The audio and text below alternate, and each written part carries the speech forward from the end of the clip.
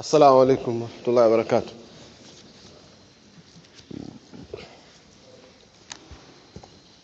أعوذ بالله من الشيطان الرجيم. بسم الله الرحمن الرحيم. الحمد لله رب العالمين، والصلاة والسلام على أشرف المرسلين نبينا محمد وعلى آله وصحبه أجمعين وبعد. Tunaendelea kuzingatia ile surati Hud, na tulikuwa kwenye utangulizi wa sura hii ambao tutajaribu kukusanya kwa ujumla mafunzo ambayo tunaweza kuyapata kila tunapopitia surati Hud. Kwa hivyo tuyafanya kwa ujumla. Nadhani tutakuwa tulifahamu vyema.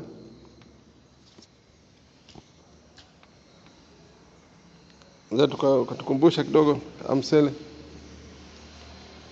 katika tuliozungumza.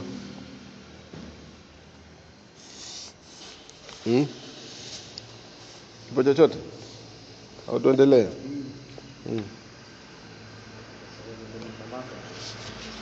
Naam.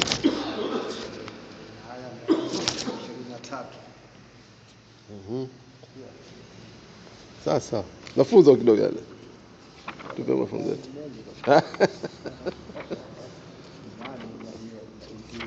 Inalingania zaidi. Sasa sura inalingania kama sura za Maka na kwenda katika inajikita katika swala la imani, kumjua Allah Subhanahu wa Ta'ala, kufufuliwa. Hizo ndio makendo sifa za sura za Maka, kulingania watu kupitia mifano mbalimbali. Kwa watu wengine katika sura kuumba viumbe au sivyo, au kupiga mifano ya watu ambao wamekuja katika dunia hii wakalinganiwa na vipi zilikuwa hali zao, katika kulingania uzito uliopatikana kwa kupinga risala na mwisho mbaya watu ambao wanapinga amri yake Allah Subhanahu wa Ta'ala. Ndio tumeona umma zote zile zilizotajwa ambazo zilipingana na mitume wao, tumeona zimemalizikia nini? Maangamizo, mwisho mbaya. Sawa. Na ndio maana tunasema kwamba watu wabaya mwisho wao vile unakuwa nini? Unakuwa mbaya vile vile. Kupitia njia mbalimbali, kuangamizwa kama walioangamizwa kwa tufani, walioangamizwa kwa upepo wengine, walioangamizwa kwa kubiruliwa mvua za mawe. Sawa, watu wa Lut. Unaona masala mengine, na vile vile inatoa bishara kwa watu wema kuwa na subira na kufanya ihtisabu na kukithirisha vile vile istighfar na tauba. Ndio jumla ambayo tumeyazungumza. Sura inaanza bismillahir rahmanir rahim. Alif lam ra. Kitabun uhkimat ayatu thumma fusilat min ladun hakimin khabir.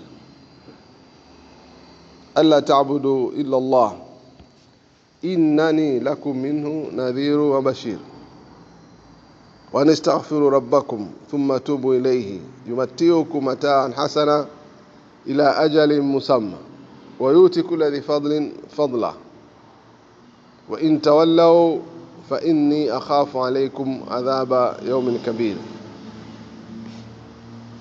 Huo ndio utangulizi wa sura. Vile vile anasema ila Allahi marji'ukum wa huwa ala kulli shay'in qadir. Hizo ni aya 4 za mwanzo. Aya 4 za mwanzo za sura yetu hii, surati Hud. Alif lam ra. Tumeanza kwa alif lam ra. Ukitazama katika surati Hud, alif lam ra kama tulivyokuwa tumezungumza katika sura nyingine, imeanza kwa herufi moja moja, na kuna staili ya kuanza hizo herufi moja moja katika Qur'ani. sio kwamba yote imekuja aina moja. Kuna baadhi ya wakati zinakuja herufi hizi ndani ya peke yake. Nun, mfano qaf, sawa, au kaf ha ya ain sad, zimekuja hizo kidesign kwamba zimekuja peke yake. Nun ni aya, sawa, nun ni aya. Katika surati Hud inazungumza alif lam ra, sio alif lam ra, sio aya. Hapa ndo pa kukumbuka saa zote, sawa. Katika surati Hud alif lam ra, hizi herufi za peke yake hizi sio aya, bali imo ndani ya nini? Alif lam ra imo ndani ya aya, kwa sababu nun tunasema sad, qaf, kaf ha ya ain sad, hizo zimekuja aya ile, zile herufi zile herufi moja ni aya peke yake. Kama ukasema kwamba mimi nikisoma bismillahirrahmanirrahim katika swala nun, ukaruku sasa si aya peke yake, sad ukaruku hapo umesoma aya qaf tumeona. Lakini katika alif lam, kama utakusema katika surati Hud huwezi kusoma alif lam ra ukaruku, kwa sababu hujaisoma aya. Sio, umeona tofauti yake mfano. Lakini mtu hasomi Qur'an, hasomi nun alafu akaruku mara hii katangeza nini? Utaongeza na aya. Sawa, kutazama tofauti ndio. Na yote hii ni style yake Allah Subhanahu wa Ta'ala katika kitabu chake. Kwa hapa imekuja ndani alif lam ra kitabun uhkimat. Nasema zimeanza hizi alif lam ra ambazo tumesema sote daima kwamba ni herufi ambazo sisi tunaita herufi muqatta, herufi zilizokatika kama alfabeti peke yake, sawa. Kwamba alfabeti peke yake katika lugha haikupi nini? Haikupi maana. Kwa kusema a kwa kusema peke yake haileti nini? Haileti maana mpaka ifanye nini? Iunganike ndio inakuwa neno. Mpaka iunganike ndio inakuwa neno. Kwa hivyo neno ni kitu, neno ambao ni mkusanyiko wa herufi ambazo ziko pamoja zinaleta nini? Nakupa maana fulani. Lakini kwa kusanya m na nun ukaziweka pale, nun kwa maana n au sio, na t ukaweka pembeni na e ukaweka pembeni, hazileti maana mpaka uzikusanye zile, ndio utapata neno kamili. Kwa hivyo neno ni mkusanyiko wa nini?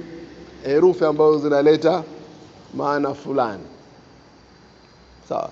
Sasa katika Qur'ani unapokuja herufi hizi, ndio maana maulama wanasema la sisi hatuzijui dini Allah kusudio lake. Hawasemi asitoe maana. Tumesema katika lugha, sawa, katika lugha kawaida neno halikamiliki mpaka liwe nini? Limekusanyika herufi ambazo ziko pamoja. Ndio maana kama mtu kazidiwa, mfano tokezea tukio fulani akawa anataka kusema akabaki tunasema nini? Akapata kigumizi ghafla, au sivyo? Kwa nini? Anatafuta maneno, lakini basi anasema mbona inakuja? Haina maana. mpaka nini lije neno jingine ndani yake, lije pale anataka kusema pale ndio pale penye pana pahala pale pana kitu ndio kilichomtia nini, kilomtia hofu au sivyo.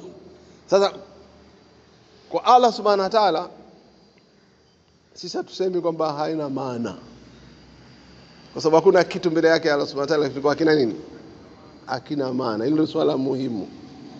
Je, tunajua sisi maana maneno haya? Hatuyajui. Muradu wake anaujua ya Allah subhanahu wa ta'ala.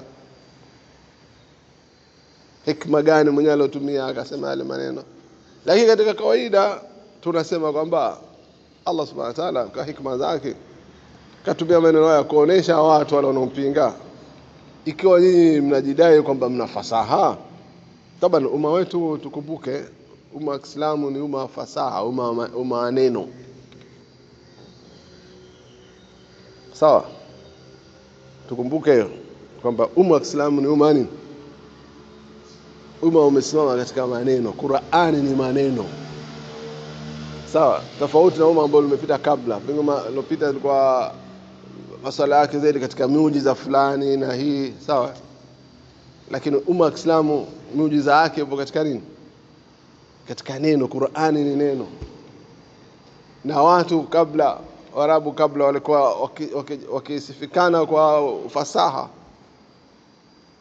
kutumia maneno, walikuwa ni khutaba, watu wa kuzungumza, mahutaba wazuri wa speech, maki watu wa kuzungumza, walikuwa watu wa shairi, watu wanajua matumizi ya maneno. Sawa, wa mijadala tunasema. Kwa hivyo Allah subhanahu wa ta'ala katika Qur'ani ndani nini? Hiyo swala la ufasaha. Kama nyinyi mnazungumza zaidi, basi tuko nini? Tuko bora zaidi katika matumizi ya maneno. Kwa hivyo hii Qur'ani, hizi herufi hizi mimi nimetumia kutengeneza maneno makubwa. Hii ni rai za nani? Uchambuzi wa maulama katika kutazama hizi herufi. Ndio kusema ni kweli. Allah anasema alif lam ra, unaona mfano qafu au kadha, tumeona katika sura nyingine na katika hamim zile, au sio? Hamim, alif lam mim, tumeona. Sasa na inakuja, zinazokuja hizo ra, na utakuta zinaambatana saa zote katika aya zinazozungumza masuala ya kitabu. Sawa, zilipokuja hizo katika herufi al-muqatta'at hizo katika sura, ilikuwa mbele yake kuna nini? Kitabu, au sio jambo? Kwa hivyo maana hivi tumea maandishi.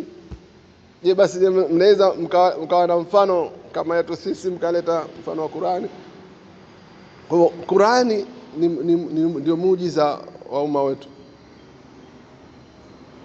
Sawa, umma wa Kiislamu muujiza wake uko katika nini? Katika Qur'ani. Unaokoa vipi? Kwa maana saa zote kitabu hichi nini? Kiko safi, hamna shaka ndani yake. Saa zote kinakupa vitu vipya. Si muujiza? Kimebaki kitabu mpaka leo, kama kitabu safi, hakina shaka ndani yake. Hakina mikono iliyoingia. La yatil batil min baina yadayhi wala min khalfi. Tena tanzilu min hakimin hamid. Sawa? Yani hakuna uchafuzi unaotokezea. Kimepewa, tunasema kimepewa ulinzi maalum. Tofauti na vitabu ambavyo vimepita kabla, sofu zilizopita. Kwa sababu hazikupewa ulinzi kama iliyopewa Qur'ani. Ndio utakuta watu wamefanya nini? Wamechakachua. Metia mikono, wameondosha, ndio tunasema wamefanya taharifati. Taharifati maana kufanya mageuzi. Sawa, umeharibu. Wakati ima wamefanya kwa kuongeza, kwa kuondosha, au kwa kuficha maana. Hizo ndio aina zote za nini? Za mageuzi waliofanya. Unaweza kaongeza, ukaondosha, ukabadilisha maana. Sawa, zote zipo hizo katika vitabu vilivyopita. Ndio maana wao wale makasisi wakubwa wa popu na nini wanakuwa na nafasi, wao wamejipa nafasi ya kufanya nini? Ya kufanya mabadiliko katika sheria zao. Sasa katika Qur'ani mabadiliko ndani ya Qur'an. Hakuna ijtihadi ndani ya Qur'an. Ukasema kwamba aya hii bana sasa hivi shapitwa na wakati. Ndani na wakati. Anajaribu kufanya hivyo na anajaribu nini? Atafanya katika nje huko, katika mamalati chungu nzima, katika fikra, kubomoa watu dini wasifuate vizuri, upotoshaji huko, lakini sio ndani ya nini? Sio ndani ya kitabu chenyewe. Napatufahamu vizuri jamaa. Sawa. Sasa hivi Waislamu wanapopotosha dini wenyewe Waislamu, kwa sababu wakati mwingine wenyewe Waislamu wenyewe wanapotosha dini yao wenyewe. Unapokuwa haitumii vizuri na maana anaipotosha. Wao mambo ndio ya kuhukumia katika masuala yao, hukumiwa na hukumiana katika masuala mengine. Na maana apotosha. Lakini hawezi kupotosha na nini? Ndani ya kitabu hawezi kupotosha, geuza hata aya moja, hata kalima hawezi kupotosha. Sasa hii tofauti na vitabu ambavyo vimefanya nini? Vimetangulia. Sawa? Vitabu vimetangulia ndani yenyewe. Sawa. Mitume wamesingizwa uongo ndani ya Biblia. Tungu nzima. Au sivyo? Ile nini yenyewe ya imani sasa, ile nguzo yenyewe ya imani imegeuzwa. Kuna utatu mtakatifu na kuna wengine kuna utatu. Vitu chungu nzima havi. Unaboresha. Sasa wao usiboreshe ndani ya Uislamu huko, kuboresha kubwa kuimarisha kitu. Ndio taamiri mtumetakiwa situboreshe maisha, tuboreshe kila kitu. Lakini kinachokuongoza katika maboresho yale nini? Katika maimarisho yale nini? Lazima kuwe na kitu kilichokuwa makini, hakibadiliki. Kwa kupitia hilo wewe ndio unaboresha. Lakini kwa kile chenyewe ambacho wewe ndio kiongozi chako, kile unakiboresha. Sasa itakuwaje?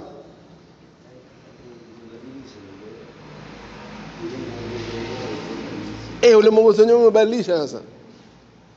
Akija mwingine akaona wale hufai atarudi tena kwa vita, kwa nini mnafahamu mchezo ndio nini? Kwa sababu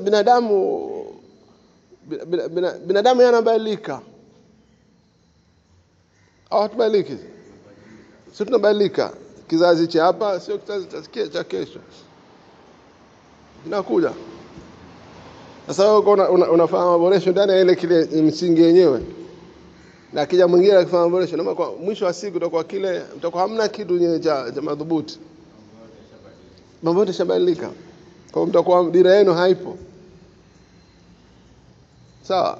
Dira yenu haipo. Lakini kiwepo ambacho kile cha kudumu hichi ndio kinafuata na mna kienzi. Sawa? Na ni pekee sasa ni wahi.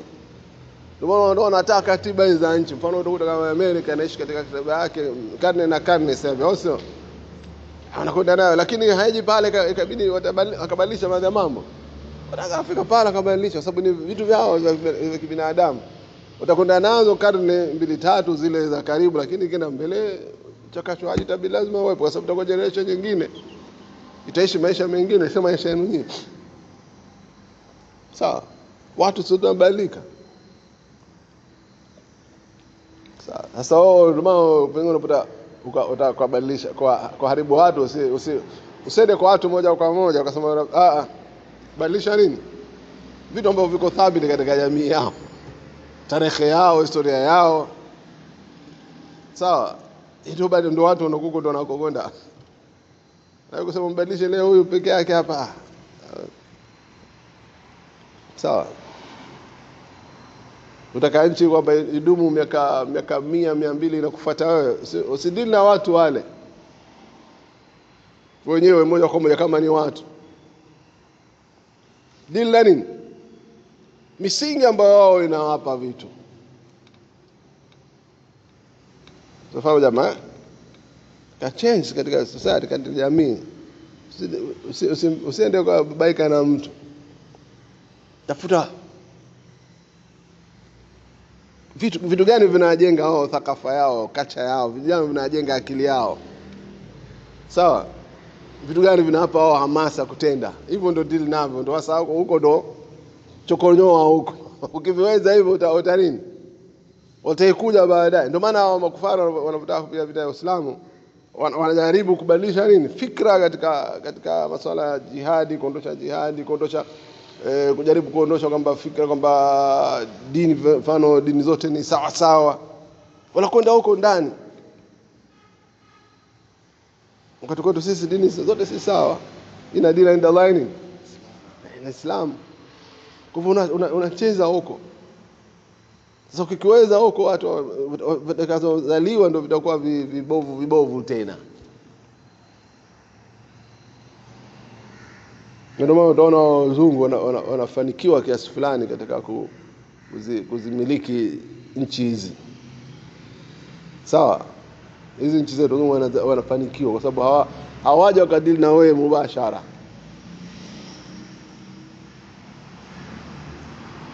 Sawa? Hawaji wakadili na wewe mubashara. Wanakwenda katika nini? Education mfano huko. Kitu gani? Ndio wanatengeneza ile, wanabadilisha mindset ya mtu. Starehe wala hakukuletea haraka starehe. Kwa sababu anajua mpaka katika mji wa Kiislamu starehe kwanza utanini? Moja kwa moja utazikataa. Pombe utakataa moja kwa moja. Au sio leo? Wewe katika jamii ya Kiislamu leo waambie watu bana vitu vihuria. Zina nini makabare hayo watu waende tu Yakob. Watakubali watu wa Islamu? Kubali. Hata kama itakuwepo watu wanafanya lakini kwa ujumla watu yana nini Abdullah? Yanakatalika au sio? Lakini vipi niwapeleke mpaka wayakubali haya? Nafikiri wewe jamaa. Hapa ndo unadili huko. Wewe leo ukienda Ulaya msela wazungu hana haja na wewe hata. Kweli sio? Ukienda Ulaya unafikiri wazungu hana haja nawe? Hapana. Haja na watoto wako. Kwani ni wataja na watoto wako? Na wala wachukui haraka au sio? Uko sawa. Kwa sababu wewe unaona immunity ya kutosha. Sio rahisi inakuwa. Sawa. Nafikiri tumefahamu jamaa. Kwa hivyo hii ndo kitabu Qur'ani, kwa hivyo ni kitabu ambao uhkimat ayatu. Aya zake zimepangwa vyema. Uhkima. Maki zimewekwa vizuri. Kwa hikma. Sawa, na tumesema hikma maana yake nini? Kuweka kitu pale kinapostahili, ndio maana hikma. Tule hana hikma. Maana nini?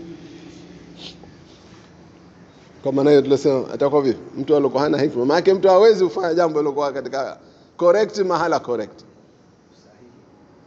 Sahihi na mahala sahihi vile vile. Kwa sababu hikma inaendana na usahihi wa jambo pale linapostahili kufanya. Sawa? Mfano unakwenda katika harusi, unamwozesha mtu, unamwambia nimekuozesha fulani binti fulani. Naye anakuambia nimekuozesha fulani binti fulani. Nani hapa anaozeshwa na ozesha hajulikani. Basi kutokea kule jamaa alipokuja. Alikuwa smart kidogo. Unaona? Sasa hapa itabidi umfundishe hapa. Kuna haja kumfundisha hapa. Pengine jamaa yuko nini? Yuko mbali, mpa kofi kidogo. Vipi? Anashtuka. Anarudi kusema sasa. Kwa hikma hapa ni nini? Kumshtua, sio kumtafutia darasa. Hapa sipala pa darasa akadondoa. Sawa. Kwa hivyo hiyo ndio hikma. Sawa, hikma ndio maana tunasema wakati mwingine hata katika kusema si kila mmoja anaweza kuzungumza hikma, anaweza akasema tu. Sio kila maneno yakawa ni maneno ya hikma. Hata kama atatokana na mtu ambaye anaonekana ni mtu bora katika jamii. Si lazima. Ba philosopher pengine au mtu anaonekana pengine kama kiongozi. Sio lazima kila kiongozi ana nini? Ana hikma, sio lazima. Anaweza kuwa anajua kuzungumza tu vizuri. Sawa. Kwa sababu hikma ni daraja kubwa ya elimu. Kama angekuwa kuna kila mmoja anazungumza hikma, basi Abu Lahab angekuwa nani? Angekuwa na hikma kwa watu wote. Sawa? Angekuwa na hikma. Nani alikuwa na hikma? Tupe kama tawi. Bala ujinga. Kwani kama bala ujinga? Bajahale, au kimta baba hakam mwenyewe, kimta baba hikma. Wakimwita mzee wa hekima. Sawa? Abu Jahl wakimwita mzee wa hekima. Mtume akamwita nini? Akamwambia wewe sio mtu wa hekima, wewe babu la ujinga. Sasa baba la ujinga. Babu jinga. Sawa. Kwa nini nikamwita hivyo? Hazungumzi alikuwa katika jamii. Na watu hawamsikilizi. Lakini maneno yake sio sawa. Nani kuja na bidhaa yake akazungumza vizuri, anaweza akarini akavuta watu, kwa sababu watu wengine wako hawana mazingatio kufikiria vizuri. Kwa hivyo wanakubali. Kama Iblis anakuja na bidhaa zake za janja na nani, unamsikiliza watu. Nafikiri tumeona jamaa. Kwa hivyo sio kila maneno ya hikma yakawa ni maneno ya hikma. Inaweza kama yakahesabiwa na maneno ya hikma 10 na maneno ya kijahili. Tuwe makini. Unaangalia falsafa za watu wanaoandika nini, wanasiasa, wakati mwingine philosophers zao wanaandika maneno wote wanaona kama wameandika sasa kina battle rules na falsafa yao. Kwa nini ilikuwa sikufuata, sifutaki dini, nimeacha Ukristo? Mfano kama hata anaona mwenye kaandika nini, kaandika vitu vya hikma sana, lakini nayo ukitazama hamna chochote. Kina Charles Darwin nao na vitabu vyao waliandika Origin of the New Species kama hivyo, ukisema hamna nini, hamna kitu. Kwa sababu hikma ndio maana anakuja baadaye yale yanakataliwa. Sawa jamaa. Kwa hivyo kuweka kitu pala pake ndio hikma. Ndio Allah Subhanahu wa ta'ala anasema maneno yetu tumeyapanga vizuri. Hikma iko fresh kabisa. Tena mbali hivyo alafu tukapambanua sasa thumma fusilat. Yaani sio kama pango ndo alafu tafsil, yani yamechambuliwa. Kwa tumesema kwamba kitu kikawa madhubuti alafu kinachambuliwa ndio kinaeleza nini? Ndio faida kubwa sio? Tena na nani basi alochambua kutokana na Allah Subhanahu wa Ta'ala? Nani? Ambaye min ladun hakimin khabir. Vile vile tunarejesha Allah Subhanahu wa Ta'ala ni hakimu wa mambo na mwenye maarifa ya kila kitu, mwenye taarifa ya kila kitu, mwenye habari ya kila kitu. Sawa? Kwa hivyo je, kitabu hicho kitakuwa na shaka ndani yake? Tena basi ndani kitabu hicho anatuambia vipi Allah Subhanahu wa Ta'ala katika hikma zake humo, anasema alla ta'budu illa Allah. Basi waambie kwamba asiabudu zaidi yake Allah Subhanahu wa Ta'ala. Anzala Allah kitabu la ajlin, ameleta kitabu chake Allah Subhanahu wa Ta'ala ili watu waja wake wakiwemo majini na binadamu wamwabudu vizuri. Sawa, ikhlas dini kwa ajili ya kutakasa Allah Subhanahu wa Ta'ala dini kula lillahi wa la yushriku bihi ahadun min khalqi, wala asije akashirikishwa Allah Subhanahu wa Ta'ala au mmoja akashirikisha Allah na viumbe vyake. Unaona kitabu kina ikhlas sawa ya Allah Subhanahu wa Ta'ala, kama kinafundisha ibada qul huwa Allahu ahad Allahu samad lam yalid wa lam yulad wa lam yakul lahu kufuwan ahad. Zama sura sasa hii ndio hii suratul ikhlas sawa. Hii ni sura ndio imebeba timu yote ya Qur'an sawa. Unasoma suratul ikhlas, maana yake wewe umesoma nini? Umesoma yani ile tunasema theme ya Qur'an, lengo la Qur'an lote ile lipo kwenye aya hizi. Very concise mazama Allah Subhanahu wa Ta'ala alipokuwa mjuzi. Yani wewe kitabu aya 110 na ngapi? 14 sura hizo lakini zinazungumza mambo chunguza. Lakini kakutia kwa nini? Yote muhtasari wake lengo ndio ili hapa. Lengo kuu ni hili. Qul, kwanza naomba waambie qul huwa Allahu ahad, Allahu samad, lam yalid wa lam yulad wa lam yakul lahu kufuwan ahad. Sawa? Lam yalid wa lam yulad, hakuzaa wala kuzaliwa wala hana mfano. Sasa wewe utakapokwenda ndani ya Qur'ani, kiongozi yako ni surati al-Ikhlas. Umo utakapotafuta katika Qur'ani na kurejesha kwamba hapa ndo nini. Hii ndio tunasema ndo bold headings za Qur'ani hapa. Sawa? Wapi tumeona? Sawa. Sasa ndio unatakiwa utumikie la ilaha illa Allah. Sawa? Halafu mbali hivyo anaelekea za Mtume sallam, baada ya kuambia watu hivyo, halafu alla ta'budu illa Allah innani lakum minhu nadhir wa bashir. Sasa Mtume sallam anawapa taarifa, jamani, mnatakiwa kumwabudu Allah na mimi kutoka kwa Allah ni nadhiru na bashiru, ndo kazi yangu. Sawa? Kazi ya mitume zote nini? Vitu viwili.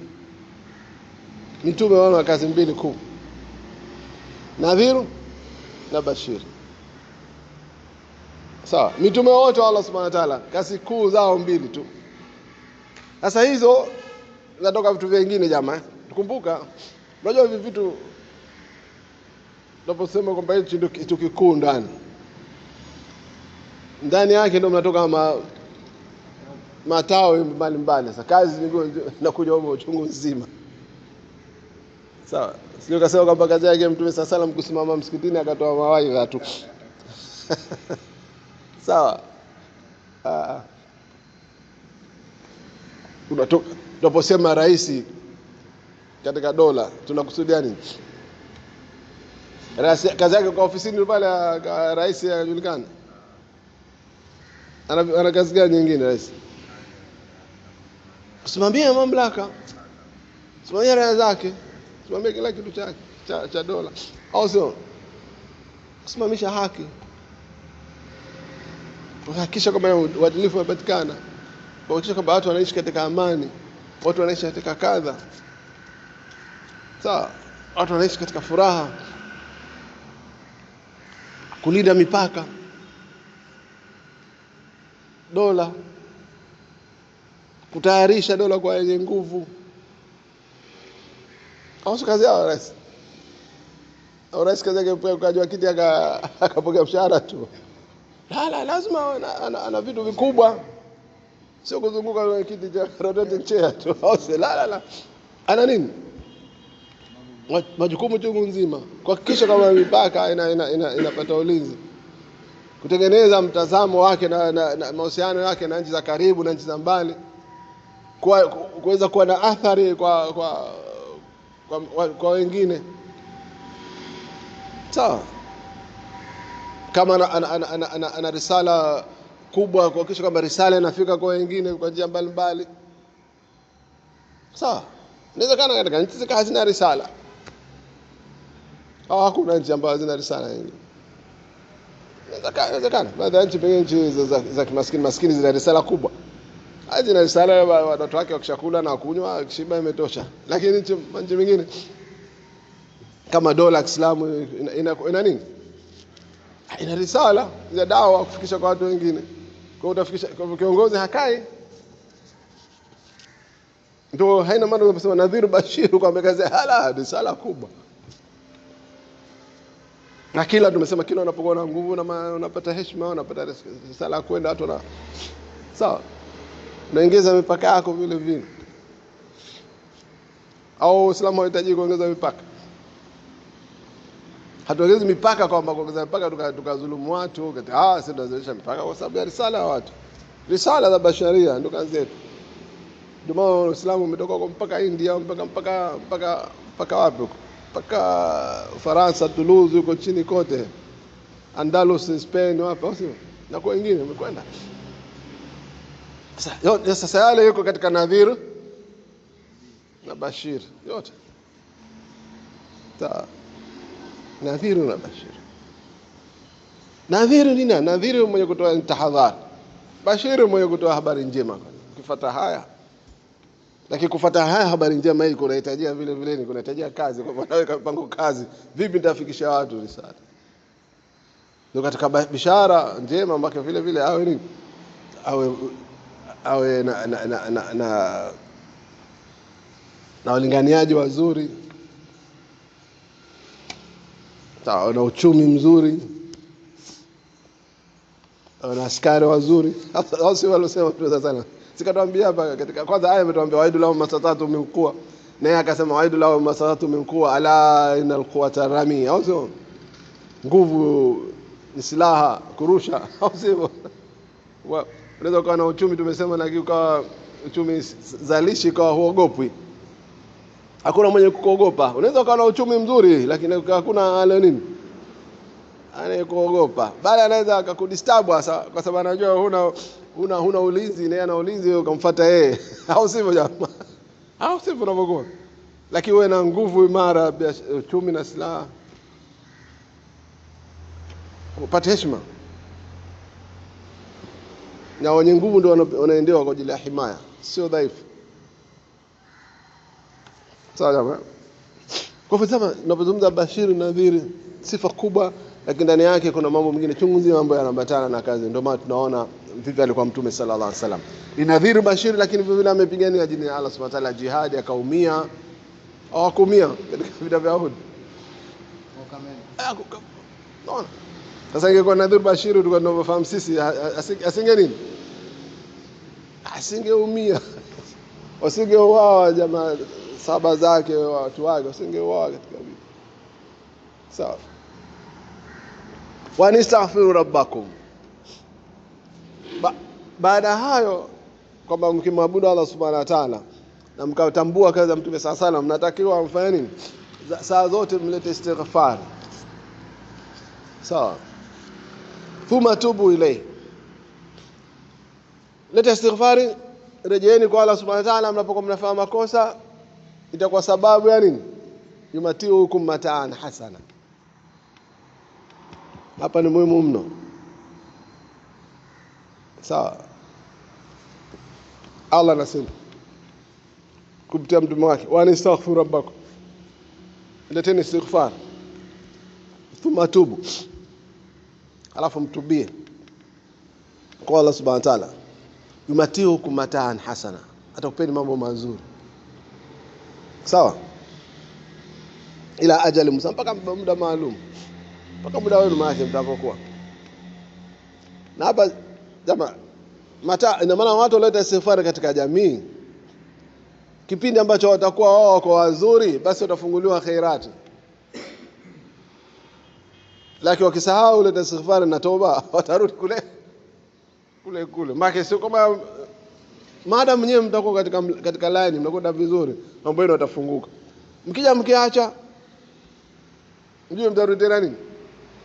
Katika shida zenu zile za mwanzo. Tena Allah Subhanahu wa ta'ala kula dhifadhi, kila mmoja atampa kila ambacho anastahili. Wa intawala ndio anasema, na ikiwa mtakengeuka kama tulivyosema, fa inni akhafu alaykum adhaba yawmin kabir, na kuogopeni nyie siku ya adhabu kubwa. Yaani ikiwa nyie mtafuata Uislamu alafu mkaja wakaacha njiani mkaachana, basi ninachokogopeni zaidi nyinyi kwamba nini? Ndio mpata shida ya qiyama.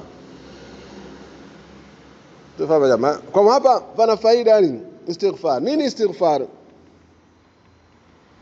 Tubudumda kustaghfiru makini.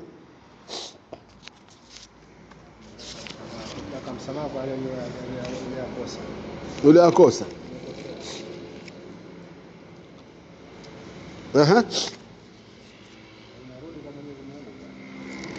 Iko kukosa.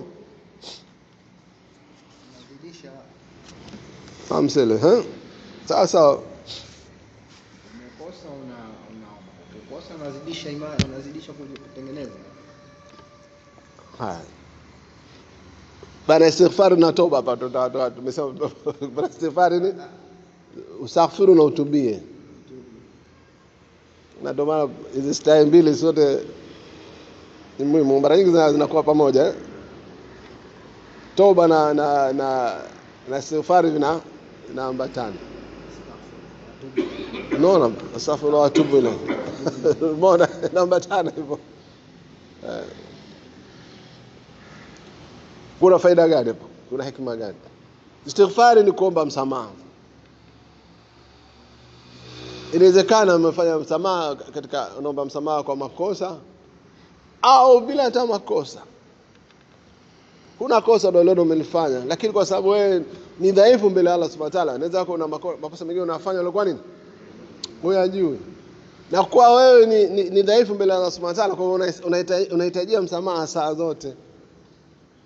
Tufahamu jamaa, kwa sababu huna ukamilifu. Kwa maana huna ukamilifu, ndio maana unatakiwa muombe Allah Subhanahu wa Ta'ala akusamehe kwa mapungufu uliokuwa nayo. Umeyajua na usiyajua. Toba na tofauti kidogo, lakini penye toba panahitaji istighfar.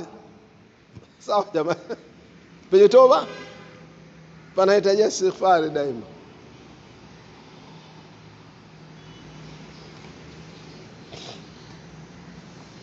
Hebu soma surati idha jaa nas, surati nas. idha jaa nasrullah wa ra'aita nasa yadkhuluna fi dinillahi afwaja. Wastaghfiru innahu kana tawwab. Sasa angalia hapa, Mtume sallallahu alayhi wasallam katika sura anaambiwa utakapoona ushindi umekujia. Haujaja ushindi Fath Makkah, na watu wakaingia baada ya Fath Makkah, watu wameingia nini? Dini la afwaja. Sawa. Aya sura hii kwanza imekuja bishara kwa Waislamu kwamba utapata ushindi. Akija ushindi, leteni istighfar. Kwa nini ushindi ubadanishwe na istighfar? Sababu ushindi kama ukishinda jambo, kama ukuleta istighfar, ukurejea kwa Allah Subhanahu wa Ta'ala, utajengeka kiburi, utaona wewe mimi ndo mkombozi, mimi ndo mshindi. Unaona mimi nimeleta ushindi hapa bwana. Mimi ndo jabari hapa. Ndio maana unaona wakombozi siku zote wa miji wakishamaliza wanapiga nini? Mayowe. Afadhali marisasi yanapigwa juu tu. Unaona fujo hapa kaligi bana kuwa. Kwa sababu wao ushindi uko nini? Ni wao wanaona ni wao. Lakini Mtume sasa anaomba nini? Istaghfir. Usije kaona kwamba ushindi wako sisi ndio tunakupa ushindi. Tumeona swala la istighfar na toba, ndio pale pamoja na madhambi. Sasa kwa kuna makosa unatakiwa urejee kwa Allah Subhanahu wa Ta'ala, iko makubwa iko madogo. Sawa. Kwa hivyo istighfar ni katika jumla ya adhkar. Natumalizia hapa dakika 2 zilizobakia. Sawa. Faida nyiradi hizi ninaingia katika istighfar, ninaingia katika nyiradi. Sawa. Nyiradi za kila siku. Sasa nini faida za nyiradi? Ndio tunataka tumalizie darasa letu kwa leo. Sawa? Kwanza unapokuwa unaleta nyiradi na istighfar inaingia katika nyiradi jamaa. Safu na kila baada ya swala tunaleta istighfar kadha, na pale unapo unatakiwa mtume akistaghfiru mara 70 kwa siku, maana nyingi. Mara 70 lakini ndani yake inaweza kuwa kuna zaidi ya mara 100 na anavyosema. Mara 70 sio kwamba mara 70 kwa moja ikafika mara 70. Unasema portion 70, kila portion haijulikani mara ngapi anasema maana mfanya kimaza katika sala anasema hizo, sio? Akienda pala pengine analeta tena. Kwa hivyo nafikiri imefahamika maana yake, ndio baadhi ya ulama wanasema hivyo. Kwa hivyo ni kudumisha mahusiano baina yako na Mola wako, kuwa ni mwenye kutajwa mbele ya Allah, mtu ambaye leta adhkari. Hapa tunazungumza adhkari kwa jumla, Tumesema istighfar kwa sababu ni jumla adhkari. Kwa hivyo tunazungumza jumla faida za adhkari kwa jumla. Kusamehewa makosa na madhambi yake mtu, kinga dhidi ya shari. Iradi kinga dhidi ya shari ya mashetani na mashari ya binadamu. Vile vile kinga dhidi ya mabalaa na mitihani. kuwa na nafsi tulivu vile vile, nafsi safi kwa maana yenye nguvu na kwa imara siku zote, kupata nguvu ya kufanya masala ya khairi, sawa, kutekeleza amri za Allah na kuachana makatazo yake, nguvu ya elimu. Unajua watu ambao wanafanya istighfari, wanaleta au azkari mbalimbali, wanakuwa nafunguka katika masuala ya elimu, sawa, kwa sababu wanachopata wao katika elimu wanakirejesha kwa Allah subhanahu wa ta'ala. Kwa hivyo wote wanakuwa wako imara, sawa. Nguvu za kutawakal, kushukuru neema. Ndio maana Mtume sasa anatufundisha nini katika Allahumma aina ala shukrika wa dhikrika wa husni ibadatika, sawa.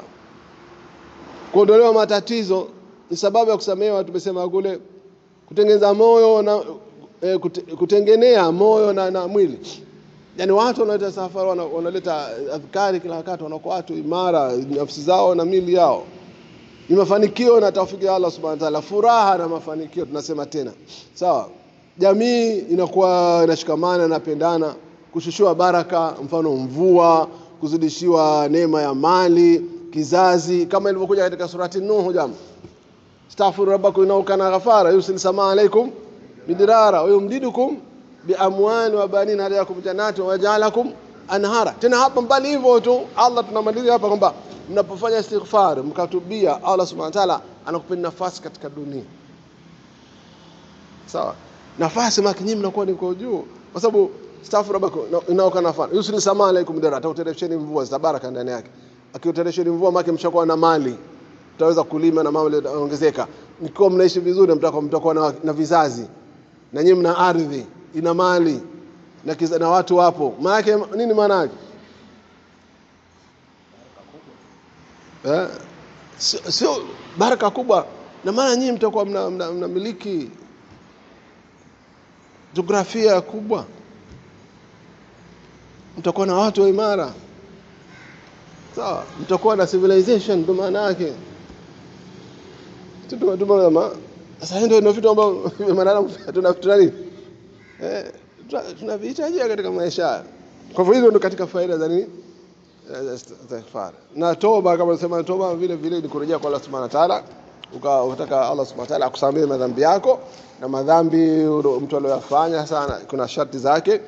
Uwe na ikhlasi kweli kweli katika kutubia makosa, usirejee, ujutie, ufanye mbadala, sawa. Katika toba kwanza una ikhlas, alafu utambue kosa, alafu ujutie kutorejea, halafu fanya nini, mbadala. Na tena usikao kwa anajisifia, mtu unasema nimetubia, alafu vitu kama vile bana mimi zama zangu havinipiti vile. Sasa huko unasema umetubia, ile inaitwa sio nini, sio toba. Toba lazima ujitahidi kusahau nini, ujutie na usahau vile vitu visio vizungumze kabisa vile, fute, wewe unakwenda mbele. Sio mtu kama yule anahesabu hajajutia, lakini anaona tu fursa imekwisha, kwa sababu kila unapokwenda fursa zina nini, zinapotea. Kwa hivyo usiwe kwamba zimekushia fursa, utubie kwamba usirejee. Sallallahu alaihi wasallam Muhammad wa ala alihi wasallam, jazakumullahu khair.